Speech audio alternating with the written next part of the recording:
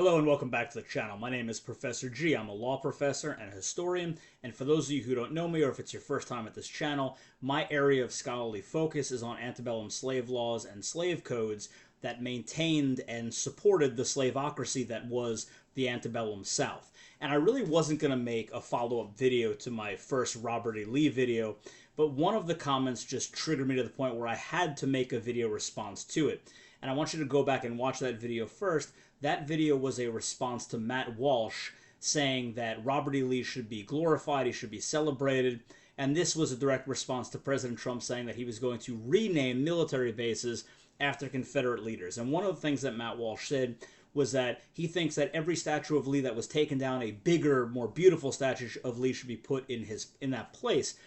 And this is simply nonsense, because not only was Lee an enslaver, he was a monster. He was brutal towards his enslaved, and I don't want to repeat everything I said in that first video, but go back and watch it. The gist of it being that one example was Lee inherited his father-in-law's slaves, who were promised in the will to be freed within 5 years. Lee, in order to pay off the estate's debt, did not want to release or free any of these slaves. He went to court twice in Virginia to try and overturn that will so he wouldn't have to free these slaves in 5 years. And when the slaves finally had enough and ran off because they were promised their freedom, he had 3 of them brutally whipped so severely that the overseer actually refused to do the punishment, and Lee had to hire a local constable to do it, and then after they were whipped, he had their wounds covered in brine. So that in and of itself is enough to show that this man was a monster.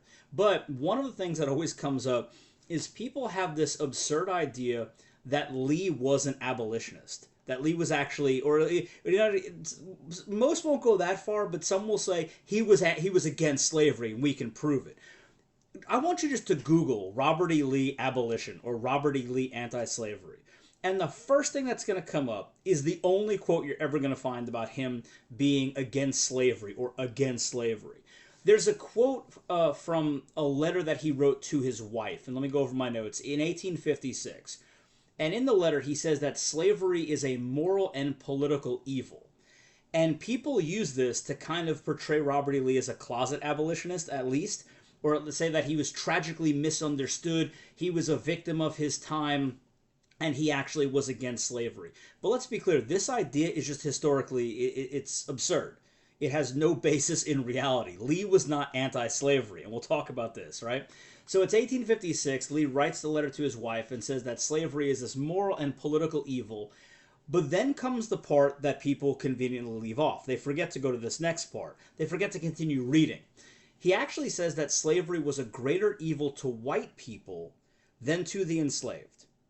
Yeah, you heard that right? He claimed that the institution of slavery, according to Lee, was harder on slave owners than it was on the enslaved. That's why he was against it. That's not abolition. That's white grievance cloaked in sanctimony. Okay? What this was common in the paternalistic idea of slave owner, enslaver, and the enslaved. Many slave owners gave themselves this grandiose platform of being the paternal father to the enslaved, and that it was actually their burden to take care of this poor segment of humanity that was incapable of taking care of itself, that was barbarous and uncultured and unchristian and all these things. That in their native Africa they were nothing short of animals, but here it was the burden for the white man to better the situation of people of the African race. That's what Lee was saying here, and this was pitched by many slave owners, this paternalistic idea how it is actually a burden on the white race to have to take care of the African race, and that's why slavery is bad. Of course, they say this out of one side of their mouth while reaping absurd profits out of the other and justifying and condoning the institution of slavery. So if you just read a sentence further, where he says slavery is a moral and political evil because of the burden on the white man, this is insane. And I mean, really? You think he was anti-slavery based on this? And it gets even worse, right? He goes on to say that slavery is actually beneficial to black people. He wrote, quote, "The painful discipline they are undergoing is necessary for their instruction as a race, and I hope will prepare and lead them to do better things," end quote. So you see how we can connect, right? He claims that slavery is bad politically and morally, but then he goes into this paternalistic slave owner, I'm the father, and this is more of a burden on me because I have to go out of my way to do what? To instruct and to guide and to lead this people, and I hope that it will better them in the future, because that's what many people thought. And I want you to go back and watch a video I made a couple of weeks ago about how the entire system of slavery in the United States was based on race. It was based on African slavery, and it was a racial system. It was based on white supremacy. So this is a common thread that you see, that slavery was necessary to better Africans, to make them better people, to give them their fullest potential, and because God created them to exist in this state of servitude, so it was their natural condition. So this is not anti-slavery. Right? This is justified, according to Lee and other slave owners, justified slavery and white supremacy. He's saying that slavery is good for them, good for Africans, right? It's a burden on us, but it's good for them. So this is a rationalization of brutality. And this now makes, if you watch the previous video I made where I talked about how Lee is a monster, this now goes and shows you why he would do such things, because he believed that punishment towards enslaved was good for them. Let's not forget, above everything else, that Lee actively enforced slavery, right? Go back and watch the last video where he inherited slaves from his father-in-law, again went to court twice to try and delay their emancipation, and of course brutally beat them with a punishment that was so severe, right? He didn't do it himself, he ordered it, that he had to pay a constable to do it because his overseer refused to do it. This wasn't just some abstract debate for Lee. He wasn't just a person sitting on the sidelines saying, hey, slavery is bad, but it's more burdensome on the white person. He was actively engaged in the institution of slavery. He was a hands-on enforcer in the institution of slavery. And some people argue, people are complicated. You can't judge someone by one letter or one action. And of course, people are very complicated. Everyone's complicated. But we're not talking about moral ambiguity here. We're talking about clear black and white, right and wrong.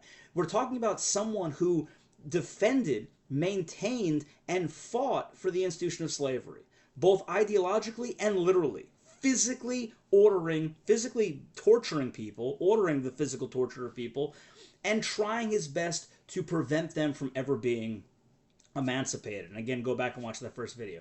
So if you're going to cite that Lee was anti-slavery and use this one sentence, this one line, read the rest of the letter. Lee was not anti-slavery. Lee was towing the line of white plantation owners, white slave owners, who always said, it is such a burden on us, but it's something we must do. This would eventually evolve into the white man's burden that you saw during the colonization of Africa and all these other areas of European conquest throughout the world. It's what they used to justify it. This is a prime example of it. Lee was not anti-slavery. He was saying it's a moral and political evil, but why? Why is it a moral evil? Because it's vicious on us. The benefit of slavery, as he continued to say, was that it benefits Africans. The punishment going through the system benefits them. So the enslavement itself couldn't have been the moral evil. What was the moral evil he was talking about? How hard it was on white people, according to him. So again, history is history. We can't allow Confederate sympathizers and other revisionist historians to come onto platforms like this and try and pitch that Robert E. Lee was a good man, let's rebuild statues to him. The antebellum South, which eventually became the Confederacy, was a slave society. Not a society with slaves, but a slave society. And everything about it was built around that foundation of African slavery. From the laws, to the traditions, to the culture, to the racial hierarchy, it was a society of white supremacy, and we cannot forget that, and we certainly cannot in 2025, as I'm making this video, continue to parade the South and the Confederacy like it was some sort of a good thing, like many Confederate sympathizers tried to do.